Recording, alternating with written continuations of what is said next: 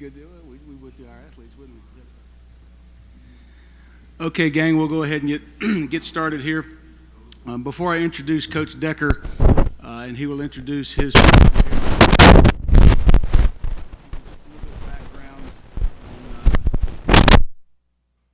what a great champion Don Decker is for our profession and for this association. Back in 2009, Don and I attended a roundtable or an inter-associational task force meeting that basically dealt with student-athlete deaths, and we took some great haymakers from the sports medicine community and even a little friendly fire from another association that will remain unnamed. But it started a great conversation. It started a lot of conversation as far as health and safety is concerned. And through all those conversations, the document and the recommendations that Don and his panel will present to you today, in my opinion, are groundbreaking. They are trailblazing, and it's something that every single strength and conditioning and sports medicine program should sink their teeth into.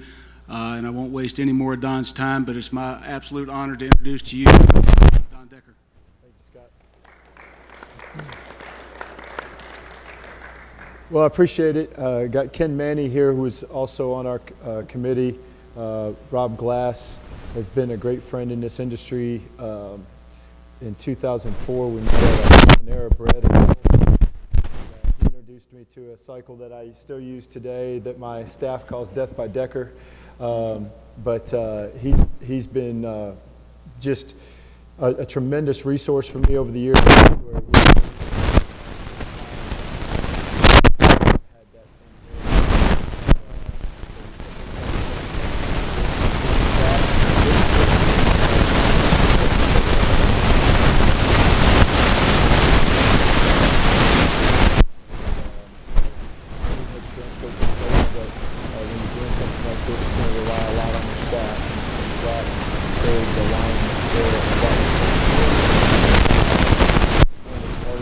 People I know, the other really smart people that I know from my staff, give a shout out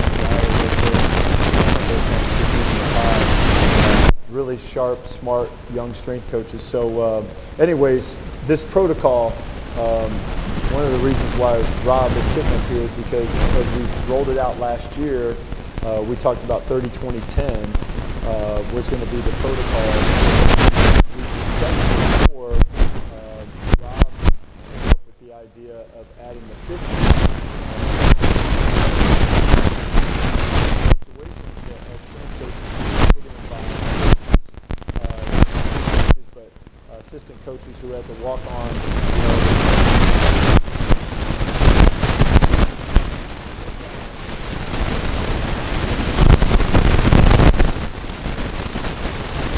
hammered the 50 home.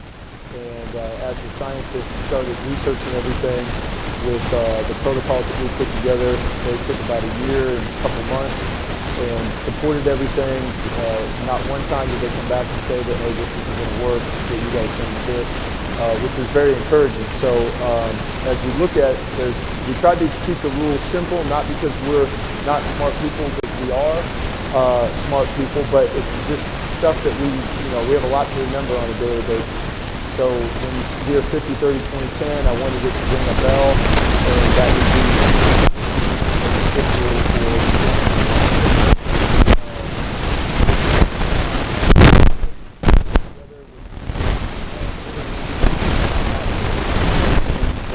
of a room, and you can outfit the room however you want. As Rob and I were talking today, we had the whole world to our access. And what we've tried to shrink it down to is the Superdome. It's still a big space, and you can fill it however you want. There's still a lot at your disposal, and this isn't a cure-all.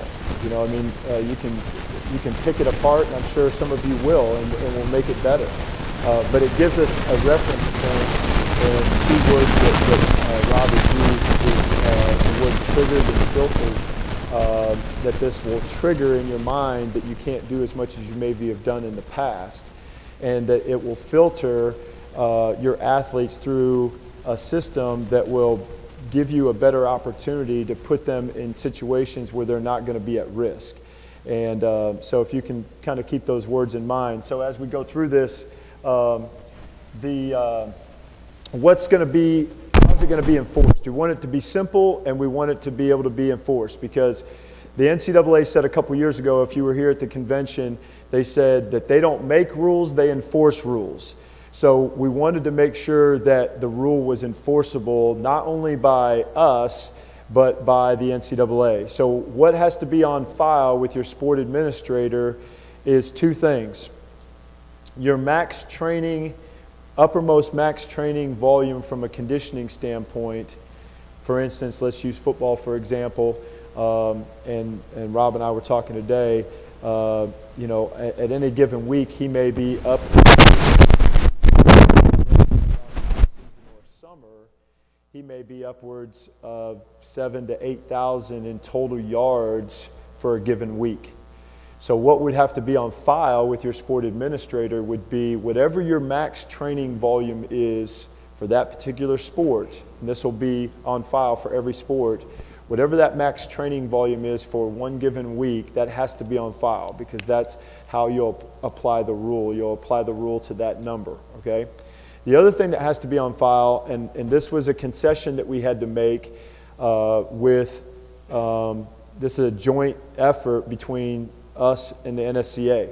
And the NCAA mandated that both organizations be able to sign off on whatever we came up with. So from the scientists and from the NSCA, their only pushback on anything that we came up with was that you have to do a conditioning test with a new incoming athlete on day one of any day that you're going to do conditioning. If you decide, they show up on the Monday and they're going to go through their physical and everything, and Wednesday you're going to do some conditioning with them.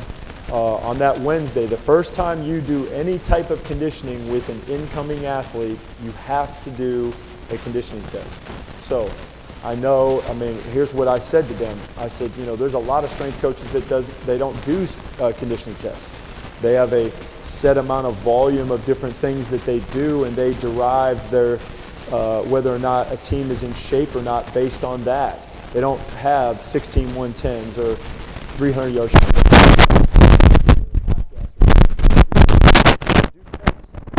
They just train their athletes. But I thought it was a minor concession, because where they were going, they threw back into me something that I had said, and that was, we want this protocol to protect us like the concussion protocol protects the trainers. I've been in meetings where, football coaches are like, when are they going to get back? Well, when they pass their test. And that just shuts it down. It shuts the conversation down.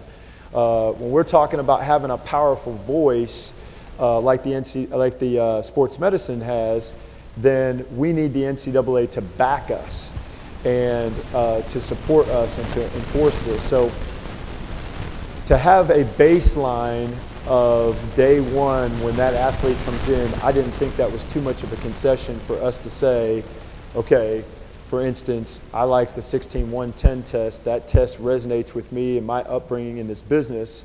So for football, I would have 16 110s on file with the times and the rest times that we use for that conditioning test. Day one of an incoming athlete coming in, I would be able to do 50% of that test with a work-rest ratio of 1 to 4 or greater as a maximum, not a minimum. You're not forced to do, the rule says, now I can do 8 110s. We had a defensive lineman last summer come in, and after 4, he was done. I knew he was done, and we pulled him out of it. So it's not mandated that you do 8. It's saying that you can't do any more than 8. And that gives you a quick snapshot of what level of conditioning that athlete's in, and it takes the pressure off of them, knowing that the varsity does 16, so I want to push through and I want to do 16 because I want you to know I came to play. I didn't come to sit the bench or just get on the bus. So it takes that pressure off of them. So day one, now you don't ever have to run another conditioning test with that athlete for the entire time that you run your program. You never have to run it ever again. But day one of any athlete coming in, you have to run a conditioning test. So for every sport, You have to have on file a conditioning test that you can stand behind and it has some normative data to it and is accepted within the industry as an acceptable test to measure a level of fitness and conditioning with that given athlete. You have to have that on file, okay? Now, I understand that that may be a stretch for some people. They're going to have to go find one but I don't think it's too much of an ask to establish that normative baseline for us to find a test that we can get behind enough to be able to run day one and then reduce it by 50% and make sure that the work-rest ratios are correct. So the two things that you have to have on file with your sport administrator is your uppermost max training volume from a conditioning standpoint. That yardage has to be on file, as well as a conditioning test with the standards that you run that conditioning test. Those two things have to be on file with your sport administrator. So with the NCAA, if something happened and they came in, all they got to do is go to the sport administrator, see what you have on file, interview the athlete to see what they actually did that given day, and see if the two things line up. I mean, And again, as we've all discussed for 2 years, I don't sit here and Rob and Zach and Ken and the rest of us, nor the researchers that spent 1 year and 2 months researching this, none of us sit here and say that this is going to eliminate every set of circumstances that comes our way, just like a surgeon cannot say, they still make us sign that waiver saying something bad could happen. You could not come off the operating table, Bad things still can happen. But this at least condenses things down and gives us a filter and gives us some pushback when coaches are asking us to do things that we know that if we don't do, they're going to find someone to do. That's the facts. And so we don't want to put ourselves in that situation. And then, Rob goes to his AD and says, I don't think this is good to do. Now it puts the AD in a bad situation because now he's got to go have a tough conversation with the head football coach. And the head football coach makes a whole lot more money than Rob does. So who's the AD? I mean, get it fixed, And then the head football coach or the head sport coach is upset because now you've brought the AD in the equation. So we're cutting all that out. From now on, okay, coach, week 1 and 2, this is what we got to do. Week 3, we'll start getting back, to the things that you were wanting to do, and we promise that we'll have them ready to play. So those are the two things that you have to have on file. There's one thing that I got a question on that I thought was a really, really good question. So I want y'all at any point to feel free to ask us any questions, Rob, Zach, myself, any question you want at any point. Stop us, because this isn't a set talk. It's just an opportunity for us to lay this out for you and then for you to ask questions. Go ahead.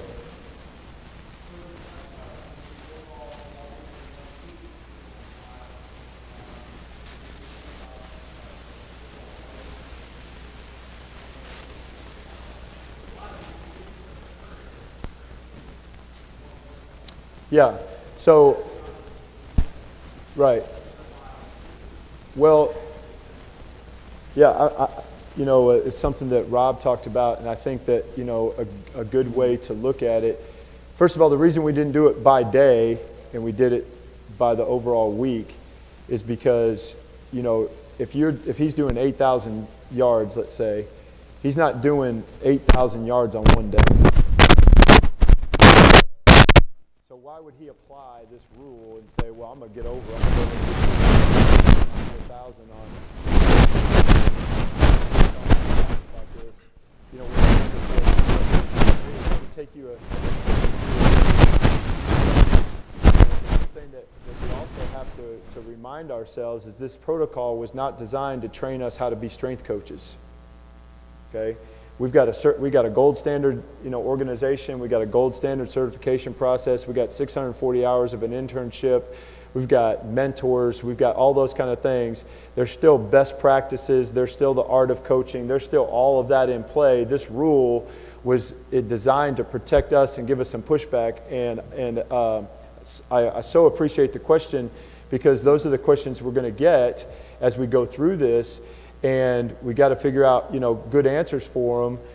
The thing that I want you to sense from me is that never did I ever say this was, the end-all, be-all, cure-all in terms of that there's no way somebody could circumvent this system and something bad still happen. If you try to do 4,000 yards on one day, there's going to be bad things that happen. I mean, that's facts. Go ahead. So Nate, probably part of the mindset with this was to give something to the NCAA, so we needed to respond in some way or we're going to get in a pinch where we don't want to be.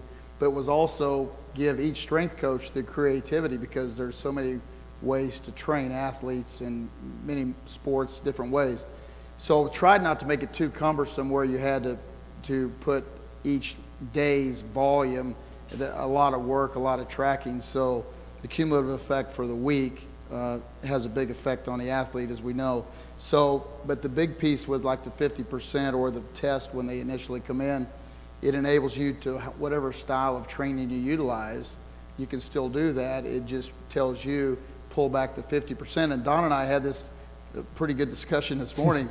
For me, in simple terms, I do it 50% of what's on the books that day, and for the end of the week, it'll end up being 50%.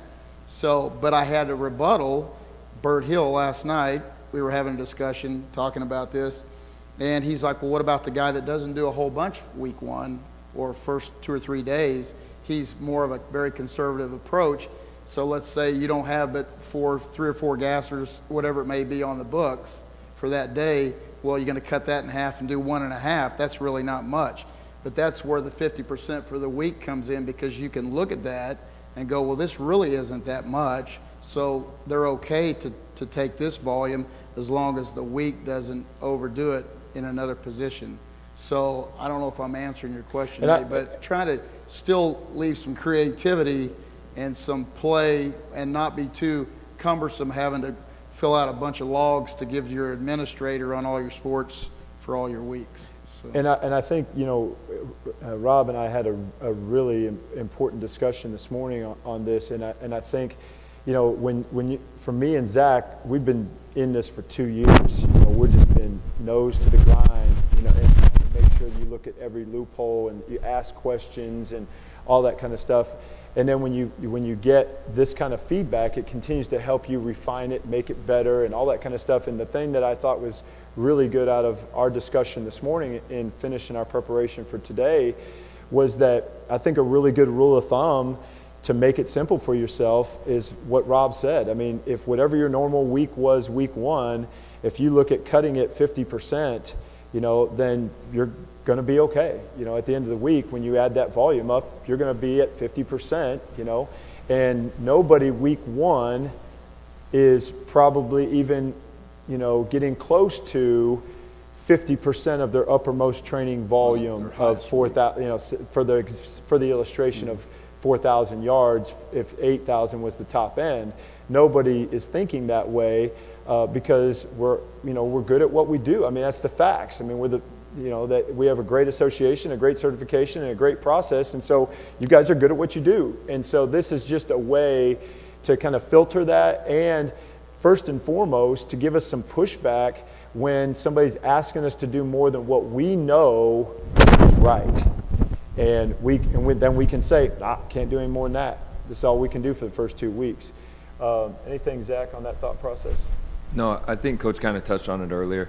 If you are seeking to manipulate this to work with your system, that's a great thing. But ultimately, all of our goal is to serve and to train our athletes, right? And so it kind of operates under the principle that we're all doing our jobs ethically. We're not going into like a conditioning test is not a punishment, right? And there have been other talks that have kind of touched on those things. And so when you're attacking it with that way, and then with the 1-to-4 work-rest ratio protecting the athlete as well, then it leaves us that room for the autonomy of the strength coach without it, like Rob said, being too cumbersome. And I think that when we think about rules for us, we always think about, for me, I'm just going to speak for myself, I think about, 8-hour week rule, 8 weeks of discretionary. I think about every time a rule has been made since I've been doing this for 30 years, it's been something that has taken more and more of what we want to do away from us and squeezing more and more and less time and all those kind of things. 5 strength coaches for football, and it's always this. And then the other thing that you think about is, how can I not how's somebody else going to gain an unfair advantage over me if I follow this rule, right? And to me, this is the one rule for us that we have to look at in a totally different manner. And what I mean by that is, you know what? If Ken Manning wants to break this rule and find a way around it, you know what? I don't care. I don't care, because then it's on him if something bad happens. I got to live with me. I got to do what's best for my athletes and myself as a professional and all that kind of stuff. And so if somebody breaks this rule and nothing bad happens, they don't experience any negative consequences to it, okay, I guess they got over on us. We're still all going to get where we need to go at the end of the day. But if somebody breaks the rule and something bad happens, they're on the hook for that. They themselves personally are on the hook for that. As soon as they step outside these, Rob and I both have had bad experiences, things that have happened to us throughout the course of our career that we never wanted to ever experience, ever. And in the court of law, this protocol is only going to carry so much weight. It's still going to come down to what's best practices. Was that the most intelligent decision in that moment? It's still going to come down to those kind of things. This is not going to be the end-all, be-all thing that you can stand on in a court of law. Now, I think it will help us, and I think the people that don't follow it, when we've got 150 articles that support this and all the research that support this, and somebody doesn't follow it, it's not going to be called the killing season anymore. It's not going to be called, well, these rogue strength coaches, all they're worried about is, they're worried about success. They're not worried about the health and safety and welfare of the athlete. That's not what's going to be said. It can't be said. Because what it's going to say is this strength coach did not follow the guidelines of the protocol that was mandated by the NCAA. It's not the profession. It's not every strength coach in America. It's that one individual. So I think that people that come at this looking for a way around it, a way to circumvent the system, they're setting themselves up for failure, themselves personally and their athletes. They're not trying to figure out what's best for the team. So anyways, there was one thing though that was a question was asked to me, and I want to get some feedback if you want to give me feedback. But there's an inference made here when you say to put the uppermost training volume of yardage on file. What if you have only been an assistant, you've never been a head strength coach for, say, football or men's basketball or whatever, and now you're that person. You're the director of sports performance. You're over at New Mexico State. I'm over all 17 sports. Football is my main responsibility, but I'm over all of it. Okay, but what if you've got put in that role and you've never been in that role, so you don't really know what an upper training yardage amount of training should be. You have a perspective from where you've been. You'd be able to pull from that, but you don't have that. Well, we know that there's nothing out there in research that says this is the uppermost max training volume for football. This is the uppermost max training volume for soccer. Those things don't exist, or else we would have found it and we would have put that in print, so you wouldn't have had to been the one to put that to your sport administrator. We have to come up with that. So there's an inference there that what a max training volume yardage for conditioning is. If they're asking you to put something on file, there's an inference made there that what should be put on file. Well, if you've never experienced it, then you better go figure out what a good max training volume is for a particular team. And you better be able to cite chapter and verse of where you got it and why you got it and where it came from, because you're now going to be held accountable to that. You can't just say, well, I didn't know what to put down, so I just put 10 or I put 12. You're still going to be on the hook for what you decided to do. You can't claim ignorance on something like that. So I'm working for Rob and I finally get my shot. I'm calling him saying, what do you think? And then he's going to say to me, okay, here's what we do. But look, man, this is your first go around. Let's err on the side of, we do 8. You've been a part of that, but let's try 6 or 5 first go around to see how these guys handle it. You don't know how they've been trained in the past and how much running they've done and all that kind of stuff. Let's start with a very safe number. Well, I'm coming to a master level strength coach who sits on the board, who's got X amount of years in the business. That's about the best resource I could come up with. And so if somebody asked me the question, that's what I would say. And that's got to hold some weight and some value because of his experiential time in the field. Everything's not going to be written down chapter and verse in some book for us to find. We're going to have to go to the people that we trust and are the most respected in the country. And he's had all these years' experience, and he hasn't had a bad problem with 8,000. So I thought 5,000 was a good number to come in at and start, type deal. So I just wanted to, before that question got asked, where that number's coming from, I just want to make sure, that was addressed, okay? Zach, why don't you go ahead and talk about this returning athlete, the 50-30 aspect of it? So we've introduced these 4 numbers with the protocol. So we've got our max. If you look over here, and I know it's kind of an odd setup with the PowerPoint over there and we're over here, but if you look at the PowerPoint at the top of this hierarchy, we've got the max training volume and then the max test effort on file, right? And we know that this is a returning athlete, an athlete who has been in our system, coming back from a period off of 2 weeks or longer, okay? In week 1, you can see down there, it's 50% reduction in our training volume. And we've already discussed how there's freedom in distributing that. There is no freedom is that 1-to-4 work to rest ratio. It's got to be 1-to-4 or greater as far as what we're doing during training and with our testing.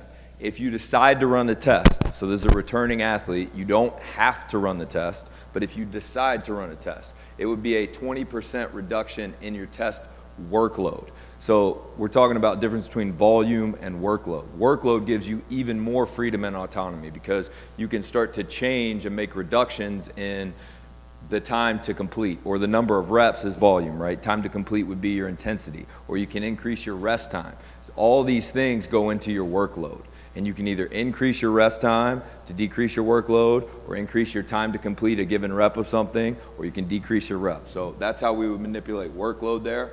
And then in week 2, we go to that 30, that second number, 30% reduction in training, but this time you can work at a 1-to-3 work to rest ratio. Again, that's a minimum work to rest ratio. You can work higher than that if you'd like, but you can't go below that.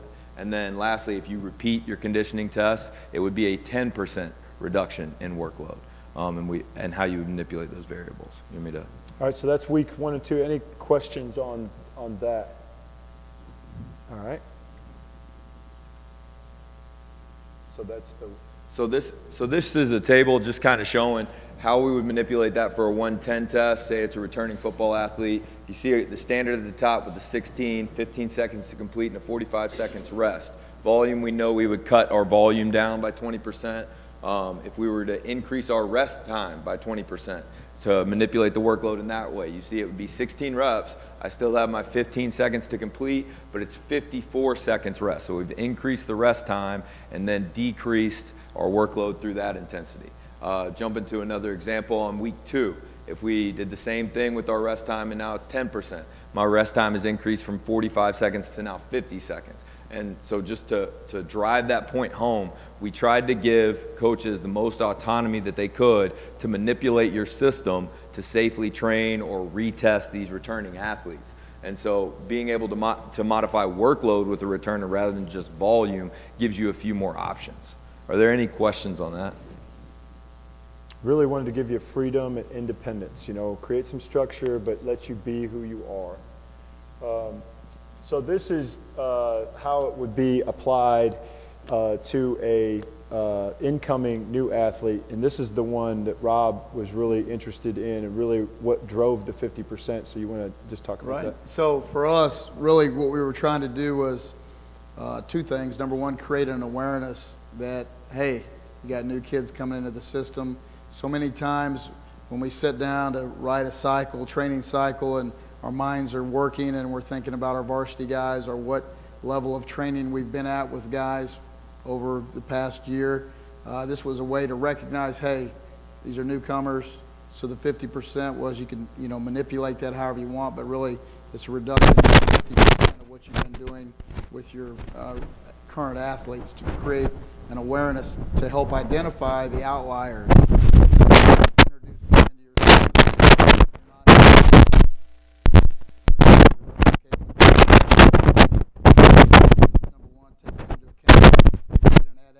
For the newcomers, which is, I said in one of the speaking groups just prior, and they did a great job. There's so much more awareness now with current strength coaches as to newcomers. I know I was probably very poor years ago. When the freshmen showed up, I just figured they were pretty much like the other guys. Awareness with a strength coach.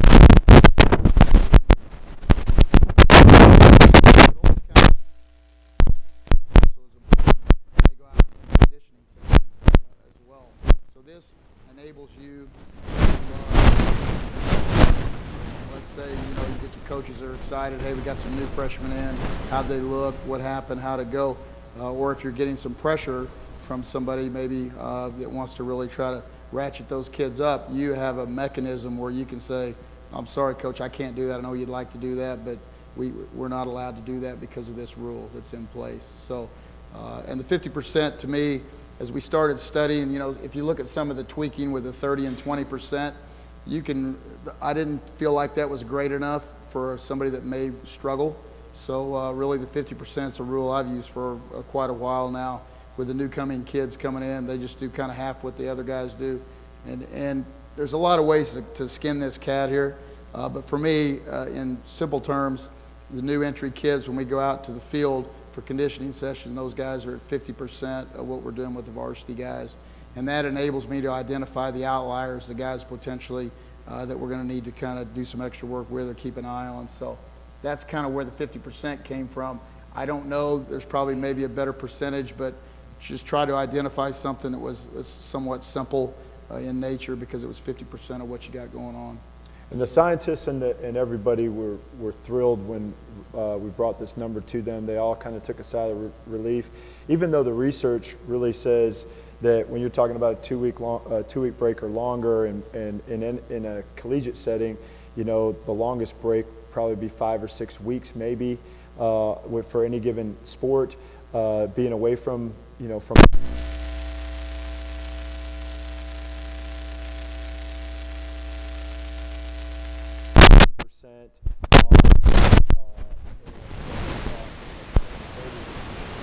really helping us to make sure that everybody kind of takes time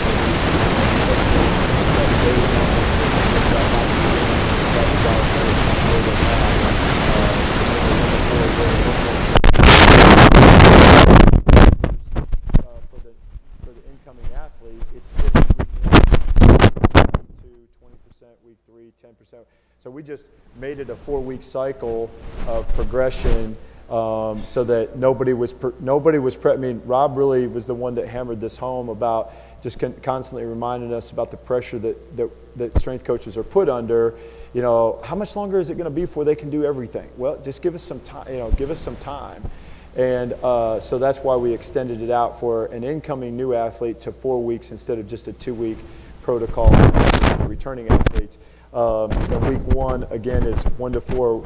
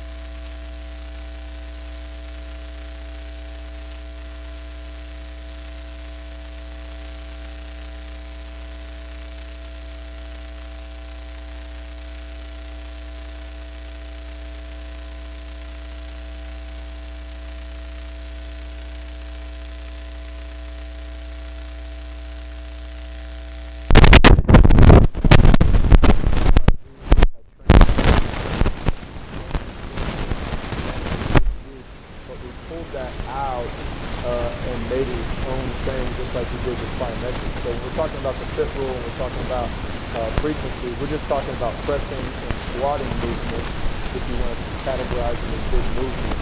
We're talking about pressing and squatting movements. We're not talking about triple extension movements. That's in its own category by itself. So moving on to that I, so what is the I?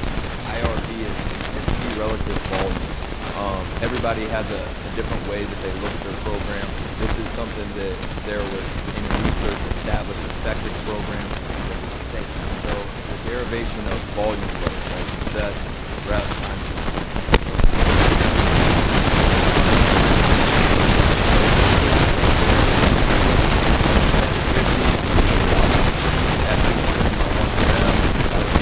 Reps times 50, 1.5. So see examples here on this. As you evaluate your program, you'll see there's a lot of flexibility in terms of how you manipulate the program, and a lot of programs already fit this, right?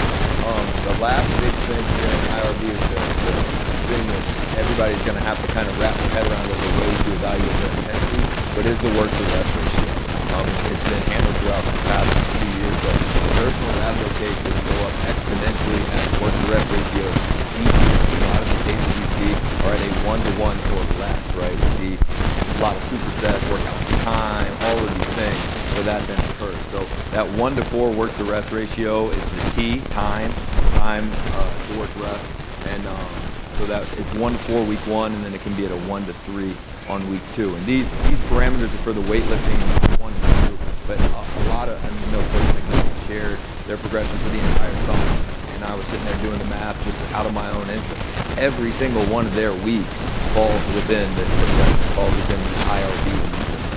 So, are there any questions about that?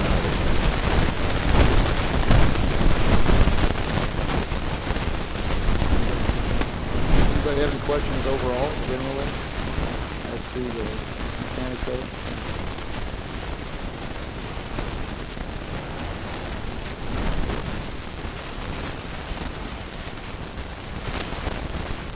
When you read that paper, they spend when they first started sending me the paper as they were writing it, the researchers, they were covering all these, they were covering sickle cell, they were covering exertional heat illness, they were covering, exertional rhabdo, and they're explaining it and all this kind of stuff. I'm like, this doesn't have anything to do with, it does, but it doesn't really have anything to do with supporting our protocols. And so there is a huge portion of that deals with that. And then in the protocols themselves, anybody with those conditions, there's modifications made that get them up to the point where then you start implementing the protocol. So there's actually a step back from the protocols that you start with that then progresses you to the protocols. Then at that point you implement the protocols.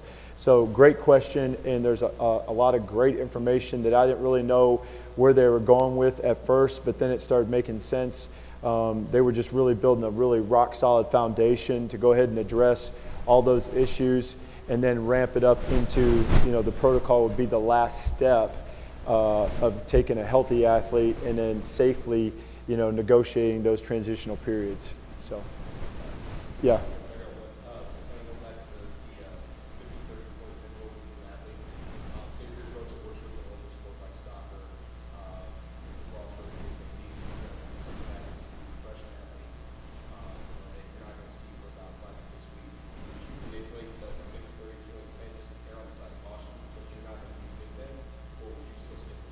Rob? I would probably, for me, what I do currently, I don't manipulate that. What happens a lot of times from my experience is I'll put the program together for the athletes, the kids who sign, with nothing like this in play, just kind of trying to get them up to speed for where our guys are. Problem is my experience, you call them, you check on them, you get one thing, they show up, they're in another box. So it's a little bit, to answer your question, I don't make an adjustment for those kids with something like this. I still kind of train them like, we would normally prepare our guys with a, traditional periodization type 12-week cycle. So it's pretty tempered. Big thing also is I think when they're at home or they're by themselves or with their buddy, they're kind of at pace. They don't have a lot of times the pressure of, hey, I'm in with the guys I just signed, trying to keep up, but yet I can't keep up. So some of those factors that kind of contribute to getting kids in certain situations don't really there. But that would be just my way. Yeah. Good question. Anybody else? Anything else that we need to hit? If not, thank you very much. Appreciate it. Yeah, thanks.